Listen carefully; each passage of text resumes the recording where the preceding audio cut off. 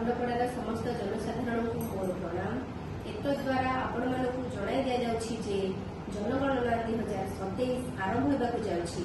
प्रथम पर्यायर गृह गणना 1 एप्रिल 2026 ठारू 15 एप्रिल 2026 तारीख मध्य स्वगणना जहाँकि ऑनलाइन पोर्टाल रे se.census.gov.in उपलब्ध। समस्ते निज निजर सठिक तथ्य दे पंजीकरण कराई आमर जनगणना आमर विकास रे सामिल हेबाकू मोर अनुरोध।